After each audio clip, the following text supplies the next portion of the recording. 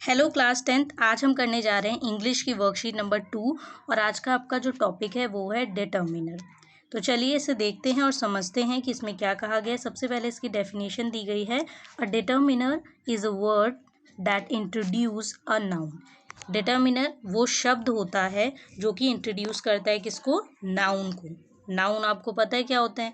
किसी भी व्यक्ति, किसी भी इंसान, ठीक है, इनके नाम को, या किसी भी प्लेस या एनिमल। ओके, इसे हम नाउन कहते हैं। तो नाउन को जब कोई चीज़ इंट्रोड्यूस करती है उसे डिटर्मिनर कहते हैं। ओके, देन इसके बाद बोला गया है आपको, it always comes before a noun. ये हमेशा नाउन से पहले आता है, before a noun, not after, उसके बाद में नहीं। And it also comes before any other adjectives. और ये एक और यहाँ पे पॉइंट बोला गया है कि it also comes before any other adjectives. किसी भी एडजेक्टिव, ठीक है, अदर एडजेक्टिव्स से यहाँ पर पहले आता है, ठीक है, before, use to describe the noun, ठीक है, जो कि नाउन को डिस्क्राइब कर रहे होते हैं एडजेक्टिव, उनसे भी पहले आता है। Determiners are required before a singular noun. Determiners यहाँ पे रिक्वायर्ड होता है किससे पहले? सिंगुलर नाउन से पहले। But are optional when it comes to introducing plural nouns. तो यहाँ क्या बोला गया है? लेकिन ऑप्शनल, ऑप्शनल होता है कभी कभी, ये वहाँ पर भी आता है when it comes to introducing plural nouns. Plural के भी लिए कभी कभी इस्तेमाल होता है जब इंट्रोड्यूस करते हैं हम उसे, ठीक है। वैसे अगर आप देखें तो मैक्सिमम सिंगुलर नाउन के लिए ही यूज़ होता है। कुछ एक्सेप्शनल केस होते हैं जहाँ पे वो प्लूरल के लिए भी इस्तेमाल होता है। उसके बाद आपको बोला गया है कि determiners can be divided into the following types. अब डिटर्मिनर्स भी जो होते हैं वो अलग अलग तरीके के होते हैं, उनके भी टाइप्स होते हैं। चलिए उसे देख लेते हैं। आप देखेंगे यहाँ पे सबसे पहले आपको क्या दिया गया है? आर्टिकल्स। आर्टिकल्स क्या होते हैं? ए एन द, ठीक है, ए एन द, ये आपने पढ़े भी होंगे पहले। उसके बाद दूसरा जो टाइप होता है वो होता है डेमोस्ट्रेटिव्स। डेमोस्ट्रेटिव्स क्या होते हैं? दिस, डैट, दीज, दोज, ये 4 वर्ड होते हैं, याद रखिएगा, ठीक है, ये डेमोस्ट्रेटिव होते हैं। थर्ड होता है पोसेसिव्स। पोसेसिव्स क्या होते हैं? वो होते हैं my, your, our, his, her, its, their, ठीक है। तो यहाँ पे आप एग्जाम्पल्स देख सकते हैं। फोर्थ है यहाँ पर आपका इनडेफिनाइट एडजेक्टिव्स। इसके भी एग्जाम्पल दे रखे हैं आपको, some, any, much, many, little, few, less. Okay, so ये होते हैं इनडेफिनाइट एडजेक्टिव्स। आफ्टर दिस अगर हम देखें तो आपको यहाँ पे क्या बोला गया है कि आज हम किसके बारे में पढ़ेंगे?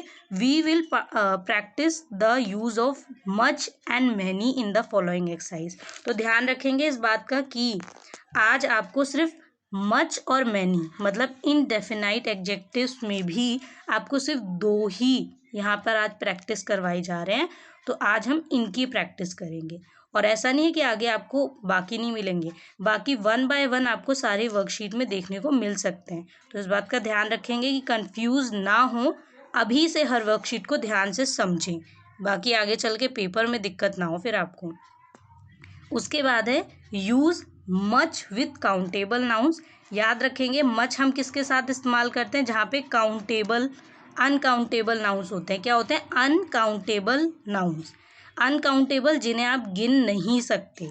तो use much with uncountable nouns. Much को हमेशा अनकाउंटेबल के साथ यूज करेंगे, इस बात का ध्यान रखेंगे।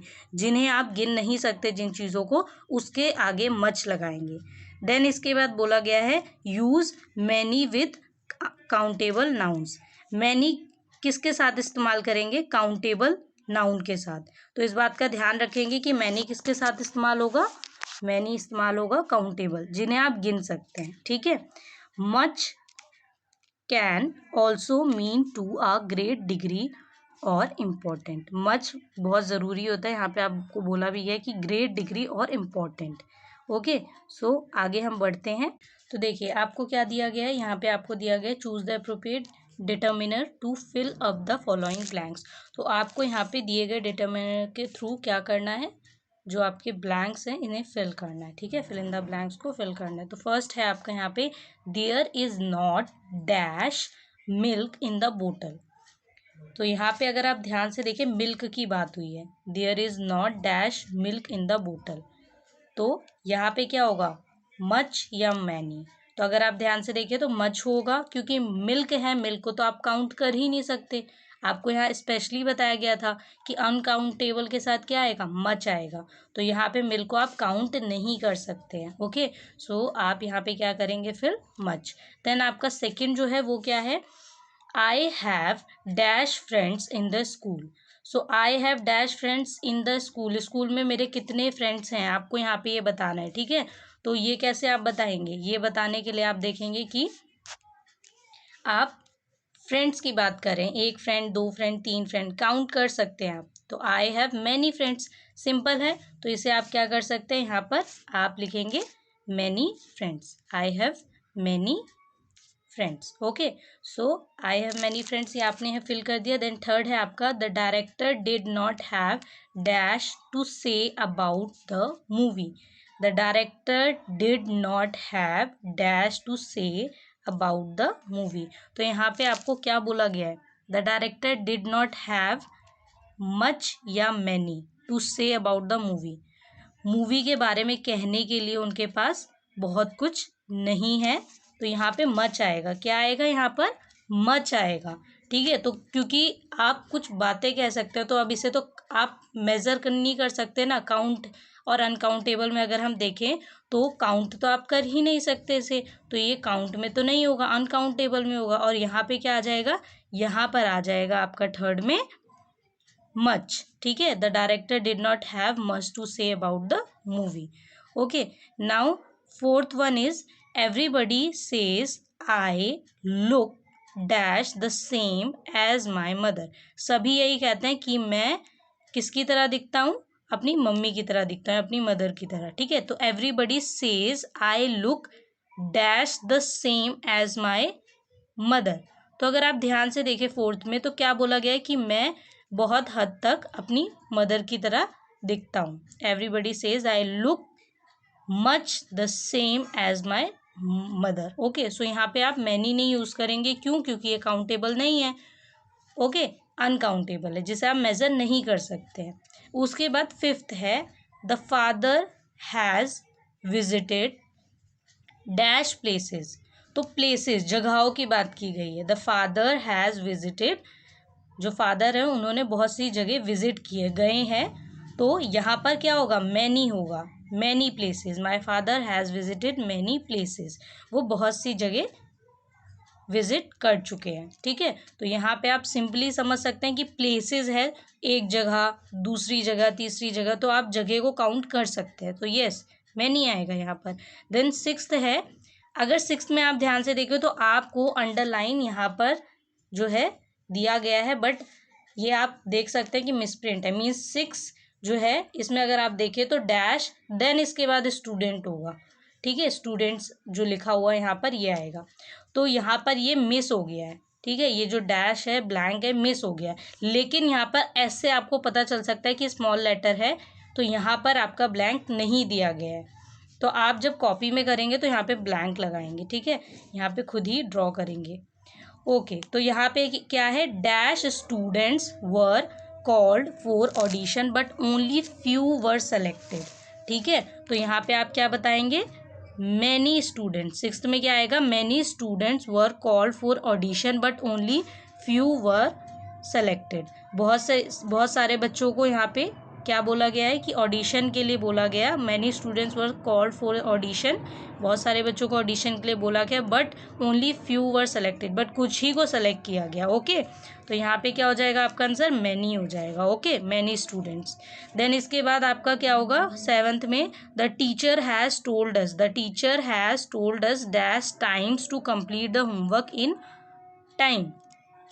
तो यहाँ पर अगर आप ध्यान से देखें तो इस वाले सेंटेंस में बहुत से बच्चों को कन्फ्यूज़न हो सकती है, बट कन्फ्यूज़ नहीं होना है। क्यों, क्योंकि यहाँ पे टाइम्स बोला है बहुत बार। तो अगर टीचर ने आपको एक दिन कहा, 2 दिन कहा, 3 दिन कहा, लगातार वो 7 दिनों तक कहती रही, तो यहाँ पे दिनों की बात अगर मैं आपको सिंपली बताऊँ तो 7 बार आपको कहा, 7 टाइम्स कहा आपको, तो यहाँ पर ये टाइम शो किया गया है। ठीक है, the teacher has told us many times, बहुत बार टीचर ने हमें कहा कंप्लीट करने को अपना होमवर्क टाइम पर, तो यहाँ पर क्या होगा, मैनी होगा। मच तब होता जब अगर टाइम को आपको एक सिंपली तरीके से अगर मैं समझाऊं, मच तब होता अगर मैं कहती कि हमारे पास कुछ वक्त है, तो वहाँ पे आप वक्त को मेज़र नहीं कर सकते थे कि कुछ वक्त है अपनी बात को कहने के लिए, तो कुछ वक्त को आप मेज़र नहीं कर सकते हैं। ओके, तो वहाँ पे आप मच यूज़ कर सकते थे, बट यहाँ पे टाइम्स है कि आप कितनी बार आपको कहा गया है, ठीक है, हाउ मेनी टाइम्स, कितनी बार कहा गया है, तो यहाँ पे आप यूज़ करेंगे मैनी। इसीलिए मैंने बोला आपको कि इस सेंटेंस का थोड़ा ध्यान रखेंगे, यहाँ मैनी आएगा, मच नहीं आएगा। रीज़न भी इसीलिए मैंने आपको प्रॉपरली बताया। देन इसके बाद 8th सेंटेंस है आपका, the father thinks that I don't study dash. The father thinks that I don't study dash. तो यहाँ अगर 8th सेंटेंस आपका देखें तो यहाँ पे क्या होगा, मच आएगा। The father thinks that I don't study much. पापा को क्या लगता है, उन्हें लगता है कि मैं that I don't study much, मैं बहुत ज़्यादा नहीं स्टडी करता हूँ या करती हूँ, तो यहाँ पे मच आएगा, क्योंकि स्टडी को तो आप मेज़र नहीं कर सकते, ठीक है, कि एक स्टडी की, 2 स्टडी की, ऐसा तो मेज़र नहीं कर सकते ना बिल्कुल भी, तो यहाँ पे मच आएगा। ओके, देन इसके बाद है 9th सेंटेंस आपका, मैनी। ओके, तो इसमें क्या आएगा, 9th में मैनी कैसे, please put on your mask, there are many students. Students कितने हैं, many, many students in the classroom, बहुत से बच्चे हैं, बच्चों को आप काउंट कर सकते हैं, स्टूडेंट्स को काउंट कर सकते हैं, so yes, please put on your mask, there are many students in the classroom. Okay, now your last sentence is, there is dash work for us to complete. हमारे पास बहुत सा काम है, तो काम को मेज़र नहीं कर सकते आप, बहुत सा काम है, मेज़र नहीं कर सकते, so there is much work, there is much work for us to complete, तो यहाँ पे क्या आएगा, मच आएगा। नाउ अगर हम देखें तो यहाँ पर मैंने आपको सारे समझाए हैं, 1 बाय 1 बहुत आराम से समझाए हैं। प्लीज़ इस चीज़ को अभी से एक बार अच्छे से पढ़ लें, क्योंकि आगे चल के बहुत दिक्कत होती है। लास्ट ईयर आप लोगों ने देखा था, आगे चल के बहुत दिक्कत होती है, और लास्ट ईयर के 10th के स्टूडेंट्स को बहुत दिक्कत हुई थी जब वो ग्रामर पार्ट एंड में रिवाइज कर रहे थे। इतने कन्फ्यूज़ हो गए थे वो, क्यों, क्योंकि उन्होंने शुरुआत में वर्कशीट की नहीं थी सही से। जिन बच्चों ने की थी उनको कोई प्रॉब्लम नहीं हुई थी, बट जिन बच्चों ने नहीं की थी उन्हें बहुत प्रॉब्लम हुई थी। तो अगर शुरुआत से ही पढ़ते हैं तो बाद में आपको रिवाइज करना होता है, तो आप पे बर्डन नहीं आता, आप बहुत ईजिली रिवाइज किया हुआ समझ लेते हैं। बट अगर अभी से नहीं पढ़ेंगे, फिर एंड में आके पढ़ेंगे, इतने कंफ्यूज हो जाएंगे ना, क्योंकि आप देख सकते हैं यहाँ पर आपको कितने सारे एग्जाम्पल्स दे रखे हैं, this, that, those, these, A and the, ठीक है, इतने सारे एग्जाम्पल है। जब इन सब की आपको अलग अलग वर्कशीट मिलेंगी ना, तब तो आप समझ जाएंगे, बट जब एक साथ मिक्स करके दी जाएंगी कंफ्यूज हो जाएंगे, और ये गारंटी है मेरी कि कंफ्यूज हो जाते हैं बच्चे, तो इसीलिए आगे कंफ्यूज ना हो, अभी से प्लीज़ अपनी worksheet time to time complete करिए, पूरी वीडियो को ध्यान से देखिए। कोई भी डाउट होता है तो कमेंट सेक्शन में आके कमेंट करिए। चैनल को लाइक, सब्सक्राइब, शेयर करना बिल्कुल भी नहीं भूलना है, ठीक है। सभी बच्चे चैनल से बने रहें, उसके लिए चैनल को लाइक, सब्सक्राइब करना भूलें ना। उसके अलावा मैं एक बार फिर से टिक कर दे रही हूँ आपके करेक्ट आंसर्स क्या हैं।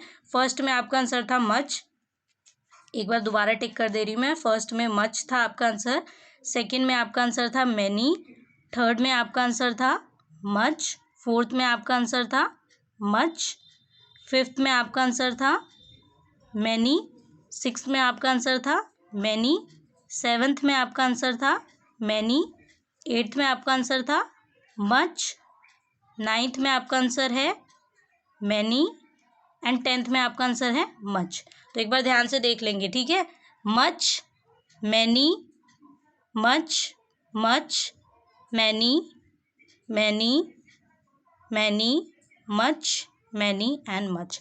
ये मैंने क्यों दोबारा बोला, क्योंकि लगातार आप लोग जब करते हैं तो मैं हटाती रहती हूँ स्क्रीन से, तो हो सकता है किसी बच्चे का मिस हो गया, इसलिए मैंने यहाँ पे आपको बता दिया। ओके, सो बाय बाय स्टूडेंट्स।